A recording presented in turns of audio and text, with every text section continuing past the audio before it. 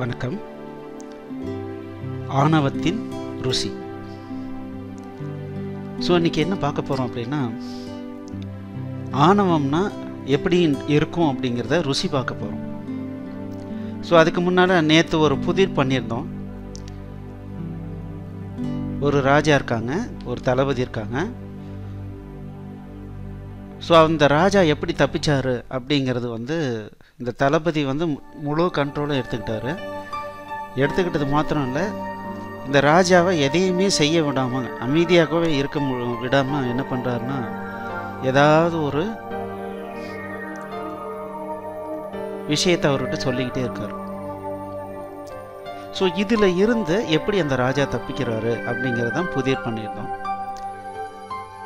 So இது ஏதோ ஒரு காலத்தில் ஏதோ ஒரு ராஜாவுக்கும் தளபதிக்கும் நடந்த ஒரு பிரச்சனை இல்லை. இது நம்ம இன்னைக்கு ஒவ்வொருத்தரும் ஃபேஸ் பண்ணிட்டு இருக்கிற ஒரு பிரச்சனை தான் இந்த ராஜாவுக்கும் தளபதிக்கும் உண்டான புதிர். ஸோ இந்த ராஜா அப்படிங்கிறவர் யார் அப்படின்னா, இந்த உணர்வு மையம் தான் ராஜா. இந்த உணர்வு மையம் தான் ராஜாவாக இருக்காங்க. இந்த மனம் தான் தளபதியாக இருக்காங்க. இப்போ நீங்கள் நல்லா யோசனை பண்ணி பாருங்க. உங்களுக்கு மனசு எது, உணர்வு மையம் எதுன்னே தெரியாம தானே நம்ம இருக்கோம். தூக்கத்தில் தான் டோட்டலாக எல்லாமே சப்ஜெக்ட் ஆஃப் ஆகி போயிடுது. உணர்வு மையத்தில் இருக்கமா இல்லையாங்கிறதே தெரியல.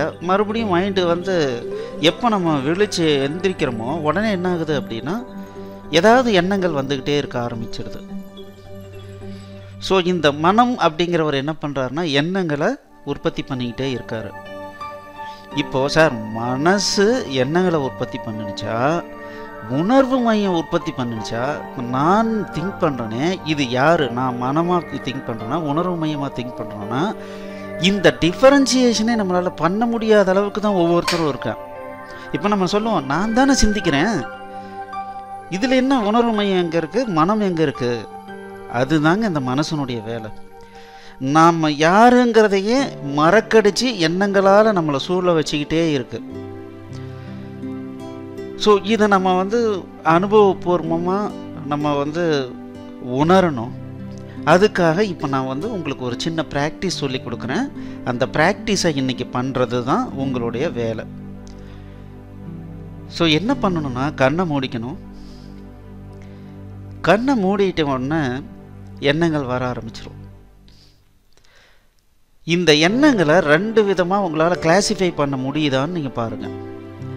ஒவ்வொரு எண்ணமும் ஏற்கனவே நடந்து முடிஞ்ச விஷயத்தை பற்றியதா இல்லை இனிமேல் நடக்கக்கூடியதை பற்றியதா அப்படிங்கிறத பிரிக்க முயற்சி பண்ணுங்க.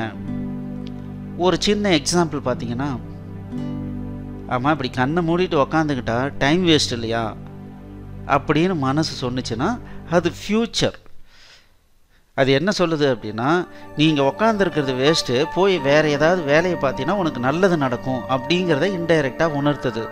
அப்போது அது எதுக்குண்டான இது அப்படின்னா, ஃப்யூச்சருக்கு உண்டான ஒரு எண்ணம். ஆமாம், அன்னைக்கு நீ அந்த தப்பு பண்ண தானே, ஒரு வேளை அவங்களுக்கு தெரிஞ்சிடுச்சுன்னா என்ன ஆகுன்னு யோசிச்சு பார்த்தியா, அப்படி ஒரு எண்ணம் வந்துச்சுன்னு வச்சுக்கோங்களேன், அது பாஸ்ட். ஸோ இந்த மாதிரி நீங்கள் என்ன பண்ணணும் அப்படின்னா, உங்களுக்கு வர்ற ஒவ்வொரு எண்ணத்தையும் இது பாஸ்ட்டை பற்றிய எண்ணமா இல்லை ஃப்யூச்சரை பற்றிய எண்ணமா அப்படின்னு பிரிக்கிற வேலையை மட்டும் நீங்கள் பார்த்துக்கிட்டே இருக்கணும். இது மட்டும்தான் இன்றைக்கி உங்களுடைய வேலை. இதுதான் ஆணவத்தின் ருசி. ஆணவன்னா என்ன அப்படிங்கிறத பற்றி நாளைக்கு நான் சொல்லி கொடுக்குறேன். இந்த ராஜாவையும் தளபதியையும் நம்ம பிரித்து பார்க்க தெரிஞ்சுக்கணும். நம்ம அதுக்காக இந்த ப்ராக்டிஸ் நீங்கள் கண்டிப்பாக நீங்கள் பண்ணணும். கண்ணை மூடி உக்காந்துக்குங்க.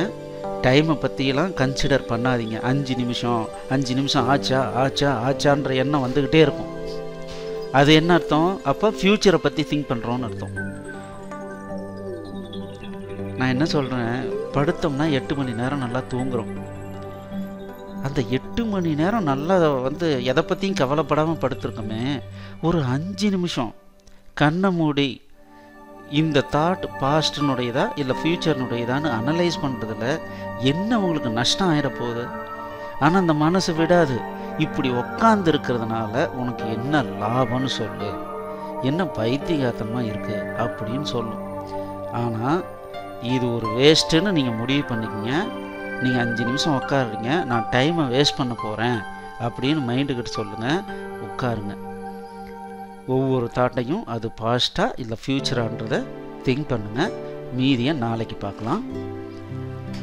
ஸோ மீன் டைம் tinyurl.com/உணர்வுகள்னு சொல்லிட்டு ப்ரௌசரில் அடிச்சிங்கன்னா இந்த மனித வாழ்வும் விஞ்ஞானமும் அப்படின்ற பிளேலிஸ்ட் வந்துடும்.